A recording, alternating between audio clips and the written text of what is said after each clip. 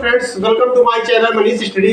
Friends, आज हम आपके सामने मेंसुरेशन का पार्ट 9 ले आए हैं और इस पार्ट में फ्रेंड्स हम आपको बेहतरीन क्वेश्चन सॉल्व कराएंगे। आइए फ्रेंड्स लेते हैं पहला क्वेश्चन। फ्रेंड्स, पहला क्वेश्चन आपके सामने है। क्वेश्चन क्या है? एक दीवार 24 मीटर लंबी, 8 मीटर ऊंची तथा 60 सेंटीमीटर मोटी है या 24 सेंटीमीटर गुणे 12 सेंटीमीटर गुणे 8 सेंटीमीटर के नाप वाली ईंटों से बनी है तथा इस दीवार के कुल आयतन का 10% भाग रेत तथा सीमेंट के मिश्रण का बना है। इस दीवार को बनाने में कितने ईंटों की आवश्यकता होगी? क्वेश्चन बहुत अच्छा है फ्रेंड्स। क्या कह रहा है क्वेश्चन? कोई दीवार है, उसका लेंथ ब्रेथ और हाइट दिया हुआ है और एक ईंट का लेंथ ब्रेथ और हाइट दिया हुआ है। और क्या दिया हुआ है? दिया है कि रेत और सीमेंट जो है उस दीवार में पूरे आयतन का, दीवार के पूरे आयतन का 10% है। तो हम क्या करेंगे, यानी कि दीवार का जो 90% है वो क्या है? टोटल ईंट ही है। टोटल 90% क्या है? दीवार में ईंट है। और उस ईंट, पूरे ईंट में यदि एक ईंट के वैल्यू से भाग दे देंगे तो हमें ये पता हो जाएगा कि इसमें कितने ईंट लगेंगे। ये है क्वेश्चन है। अब हम सॉल्व करते हैं। दीवार का वैल्यू क्या होगा? दीवार का आयतन निकालेंगे। पहले दीवार का आयतन निकालेंगे। दिया है 24 मीटर इंटू 8 मीटर इंटू ऊंचाई कितनी दिया? 60 सेंटीमीटर। सेंटीमीटर में जिसे हम क्या करेंगे, मीटर बदलेंगे और 100 से भाग दे देंगे और ये 0 से 0 कैंसिल हो जाएगा। और यहाँ से ये फ्रेंड्स जो है 2 5 जा 10, 2 3 जा 6 और यहाँ से ये निकल के आ जाएगा 24 इंटू 24/5। ये क्या आ गया? घन मीटर। ये क्या है? दीवार का आयतन है। अब हम क्या निकालेंगे? इसमें निकालेंगे फ्रेंड्स कि ईंट का आयतन कितना दिया है। ईंट के आयतन निकालने से पहले हम क्या करेंगे, इसका 90% निकालेंगे, क्योंकि 10% इसका क्या है। हम ऐसा भी कर सकते हैं कि इस दीवार के आयतन में का 10% निकाल करके इस टोटल आयतन में से घटा देंगे या फिर इसका 90% निकाल देंगे। तो यानी इसका 90% जो है क्या है, इसका 90% क्या होगा? टोटल ईंट होगा, यानी टोटल ईंटों का वॉल्यूम होगा। तो इसका 90% निकाल लेते हैं, यानी ईंटों का आयतन कितना होगा? 24 इंटू 24/5 इंटू इसका 90% है 90/100। 0 से 0 कैंसिल हो गया और यहाँ से ये निकल के आ जाएगा। यहाँ इसको हम और भी सॉल्व कर सकते हैं। फिर यहाँ पे हम यही लिख देते हैं 24 इंटू 9/50। ये क्या है? घन मीटर। क्या है? घन मीटर। अब हमें क्या निकालना है? इन ईंटों के आयतन में एक ईंट के आयतन से भाग दे देंगे तो हमें यह ज्ञात हो जाएगा इसमें कि उस दीवार में कितने ईंट लगे हैं। तो ईंट की संख्या बराबर टोटल ईंट का आयतन कितना है? 24 इंटू 9/50 इंटू, अब हमें क्या दिया है? सेंटीमीटर दिया है। ईंट का लेंथ ब्रेथ हाइट क्या दिया है? सेंटीमीटर दिया है। इसे हम मीटर बदलेंगे तो 100 से भाग देंगे तो ये 100 ऊपर आ जाएगा यहाँ पे और ये 24 हो जाएगा और इस तरह से 100 ऊपर हो जाएगा और ये हमारा 12 नीचे हो जाएगा। 100 ऊपर हो जाएगा, 8 नीचे हो जाएगा। अब इसे हम कैंसिल कर, 24 से 24 कैंसिल हो जाएगा और 12 से 2 बार में ये कैंसिल हो गया। 50 से ये 2 बार में कैंसिल हो गया। अब यहां से ये 2 2 जा 4 यानी ये 2 से ये 2 2 जा 4 2 2 जा 4 4 2 जा 8 2 बार में। अब यहां से ये हमारा निकल गया 2 5 जा 50 जा जो है 100। अब यहां से ये कैंसिल हो गया। अब यहां आके आया 50 5,000 का, इसमें 9 मल्टीप्लाई है यानी 45। यहाँ पे ये 50 5,000 हुआ, 5,000 का और ये हो गया 5,000 यानी 45,000। कितने हो गया? 45,000 ईंट लगेंगे। कितने ईंट लगेंगे? 45,000। अब यहाँ से वह मल्टीप्लाई कर लेते हैं फ्रेंड्स, ये क्या हो जाएगा 50 0 और इंटू हो गया 9 0 0 0 45, यानी 45,000 ईंट। कितने ईंट लगेंगे? उस दीवार में 45,000 ईंट लगेंगे। अब देखते हैं फ्रेंड्स अगला क्वेश्चन। फ्रेंड्स अगला क्वेश्चन है आपके सामने है। क्वेश्चन क्या है? एक नदी 45 मीटर चौड़ी तथा 2 मीटर गहरी है। इसमें 3 किलोमीटर प्रति घंटे की दर से पानी बह रहा है। प्रति मिनट इस नदी से समुद्र में गिरने वाले पानी का आयतन कितना होगा? क्वेश्चन बहुत अच्छा है फ्रेंड्स। क्वेश्चन क्या है कि एक नदी है, क्या इसकी लेंथ 45 मीटर दिया हुआ है, सॉरी ब्रेथ क्या दिया हुआ फ्रेंड्स 45 मीटर। वह गहरी यानी हाइट कितने दिया है? गहराई 2 मीटर दिया हुआ है। अब कह रहा है 3 किलोमीटर प्रति घंटे की दर से पानी दे रहा है, 3 किलोमीटर प्रति घंटे की। इसका क्या सेंस हुआ 3 किलोमीटर प्रति घंटे की दर से? यानी कि 60 मिनट में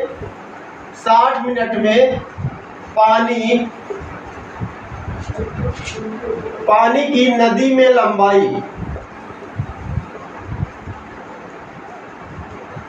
60 मिनट में पानी की नदी में लंबाई कितनी है? 3000 मीटर। कितना है? 3000 मीटर। वैसे क्या था, 1 घंटे में पानी की नदी में लंबाई कितनी थी? 3 किलोमीटर। अब क्या किया हमने, घंटे को फ्रेंड्स क्या किया, मिनट में बदल दिया। तो 60 मिनट में पानी की नदी में लंबाई कितनी हो गई? 3000 मीटर, क्योंकि 1 किलोमीटर बराबर 1000 मीटर, तो 3 किलोमीटर में कितना हो? 3000 मीटर। अब क्वेश्चन करा प्रति मिनट इस नदी से समुद्र में गिरने वाले पानी का आयतन क्या होगा? तो 60 मिनट में पानी की नदी में लंबाई कितनी है? 3000 मीटर। तो 1 मिनट में पानी की नदी में लंबाई कितनी हो जाएगी? 1 मिनट में पानी की नदी में लंबाई बराबर, यहाँ से 0 0 कैंसिल हो जाएगा, यानी 50 मीटर। 1 मिनट में पानी की नदी में लंबाई, यानी इस लंबाई के बराबर ही पानी क्या होगा? बाहर गिरेगा। इतने लंबाई का पानी ही तो बाहर जाएगा, यानी ये इसकी क्या हो गई? लेंथ हो गई। और हमें क्या दिया? ब्रेथ दिया है, वह गहराई यानी हाइट या गहराई कुछ भी कह सकते हैं, ये दिया हुआ है। तो हम निकाल सकते हैं कि पानी का आयतन कितना होगा, यानी उसमें कितना पानी आएगा। जितना उसकी लेंथ ब्रेथ और हाइट होगी, इसका उतना ही पानी आएगा फ्रेंड्स। तो हम क्या निकाल लेते हैं? पानी का आयतन बराबर लेंथ कितना है? 50 मीटर इंटू ब्रेथ कितना है? 45 इंटू 5, ये गहराई कितनी है? 2 मीटर। तो यहाँ से ये करेंगे फ्रेंड्स 45 90 पर 4500 घन मीटर पानी। कितना पानी करेगा? पानी का आयतन कितना निकलेगा? 4500 घन मीटर। अब फिर देखते हैं अगला क्वेश्चन। अगला क्वेश्चन फ्रेंड्स आपके सामने है। क्वेश्चन क्या है? यदि एक ईंट के आयताकार फलकों में उसके विकर्ण 3:2 रेशियो √15 के अनुपात में है, तो ईंट के सबसे छोटे किनारे की लंबाई का अनुपात उसके सबसे लंबे किनारे से है। बहुत अच्छा क्वेश्चन है। क्या करना है इसमें? क्या दिया हुआ? सरफेस, आयताकार फलकों के उनके विकर्ण दिया हुआ है, यानी सरफेस डायगोनल दिया हुआ है। अब पहले क्या करेंगे फ्रेंड? इसको हम सिंप्लीफाई कर लेंगे, रेशियो को। तो यहाँ हम देखते क्या है, इसको हम क्या लिख सकते हैं? √3 इंटू √3, और इसको हम लिख सकते हैं इस तरह से। और 15 को हम लिख सकते हैं √3 इंटू √5 लिख सकते हैं। अब यहाँ से ये √3 फ्रेंड्स से ये √3 कैंसिल हो जाएगा, तो हमें क्या मिलेगा? √3 रेशियो 2 रेशियो √5, ये हमें मिलेगा। अब क्वेश्चन क्या करना है? कह रहा है कि ईंट के सबसे छोटे किनारे की लंबाई का अनुपात उसके सबसे लंबे किनारे से है। क्या करना है हम लोग जानते हैं कि सरफेस फलक यानी फलक का जो विकर्ण होता है वो क्या होता है? √L² + B², यही होता है। अब ये दिया हुआ है पहला √3 और under root B square plus H square equal to कितना दिया हुआ है 2 और दिया है root H square plus L square under root H square plus L square equal to √5 ये हमें।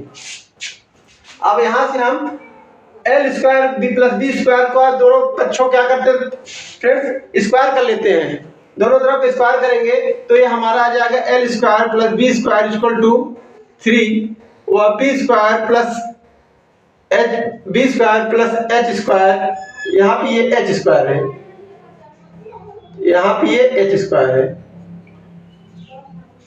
सॉरी यहाँ पे क्या है H square plus L square, ये सही है। अब यहाँ से B square plus H square friends क्या हो जाएगा, यहाँ से 2 2 जा 4 स्क्वायर कर दिए। अब यहाँ से H square plus L square बराबर हो गया, यहाँ पे 5 हो गया। अब यहाँ पे हमें क्या से समझना है फ्रेंड, हम यह देखते हैं L square plus B square equal to 3 है, ये कब संभव है, ये कब संभव है जबकि एल जो है हमारा कितना हो √2, क्योंकि इसका स्क्वायर करेंगे तो क्या आएगा 2 आएगा और 1 जो v जो है ये 1 होगा तो 2 और 1 मिलके क्या हो जाएगा 3 के, यानी यहां से हमारा l कितना निकल के आया, l निकल के आया √2, कितना आया √2 और v निकल के आ गया हमारा 1। अब कहेंगे आप सर कैसे समझ गए कि हमारा v 1 ही होना चाहिए, क्योंकि लेंथ जो है ज्यादा होती है किससे, ब्रेथ से, लेंथ जो है ब्रेथ से क्या होता है अधिक होती है, इस l equal to √2 b equal to 1। इसके बाद अब हम यहां से क्या निकाल लेंगे HL, h square plus l square equal to 5 दिया हुआ है, h square plus l square equal to 5। अब हम जानते हैं कि HL स्क्वायर कितना है 2 है, तो यानी ये हमारा √2 हो गया, तो 2 यहाँ पे हुआ, ये हमारा 2 हो गया, तो ये 5 होना है, यहाँ कितना होना चाहिए, यहाँ कितना होना चाहिए, यहाँ पे कितना होना चाहिए, यहाँ पे √3 होगा, यहाँ पे √3 होगा, L सॉरी यहाँ पे क्या होगा L हमारा कितना है √2 है, तो ये हमारा 2 हो जाएगा और 2 और 3 यहाँ पे √3, यानी L हमारा कितना आ गया निकल के H बराबर √3, यहाँ से हमें L निकल के आ गया, V निकल के आ गया और H भी निकल के आ गया। अब हमसे पूछ रहा है कि छोटे किनारे की लंबाई, किनारा यानी एज यानी भुजा, छोटे किनारे की लंबाई का अनुपात उसके लंबे किनारे से है, तो पहले हम इनका रेशियो निकाल लेते हैं, लेंथ ब्रेथ और हाइट, इनका रेशियो क्या आया, लेंथ हमारा कितना है √2 है, ब्रेथ हमारा 1 है, वह हाइट कितना दिया हुआ है √3। पूछ रहा है सबसे लंबी भुजा का सबसे छोटी भुजा का क्या रेशियो होगा, सबसे लंबी भुजा का सबसे छोटी भुजा से क्या रेशियो होगा। अब हम ये बता सकते हैं सबसे छोटी भुजा कौन सी होगी, ये वाली, और सबसे लंबी भुजा क्या होगी, ये होगी, तो सबसे लंबी के साथ सबसे छोटी के क्या अनुपात होगा, यहाँ हम निकाल सकते हैं, आंसर आएगा √3:1, यही हमारा क्या हो गया आंसर हो गया, ये हमारा क्या हो गया आंसर। सबसे छोटी भू किनारे की सबसे लंबे किनारे से जो अनुपात होगा वो √3:1 का होगा। अब देखते हैं हम अगला क्वेश्चन। फ्रेंड्स अगला क्वेश्चन क्या है, एक घनाभ की साइड्स दिया हुआ है, आयाम 8 centimetre into 10 centimetre into 12 centimetre है, इसको 2 सेंटीमीटर भुजा वाले छोटे घनों में काटा गया है, तब संपूर्ण पृष्ठ के क्षेत्रफल में प्रतिशत वृद्धि ज्ञात करो। क्वेश्चन फ्रेंड बहुत अच्छा है। क्वेश्चन क्या है, एक क्यूबाइड है, इसको क्या किया है, इसकी साइड दिया हुआ है और इसको बाद में 2 सेंटीमीटर भुजा वाले साइड्स वाले छोटे छोटे क्यूब में बांटा गया है, छोटे घनों में काटा गया है। अब कह रहा है कि उस घनाभ यानी उस क्यूबाइड से इस क्यूब का कितना सरफेस में कितना प्रतिशत की वृद्धि हुई, टोटल सरफेस एरिया में कितने प्रतिशत की वृद्धि हुई। क्वेश्चन बहुत अच्छा है फ्रेंड।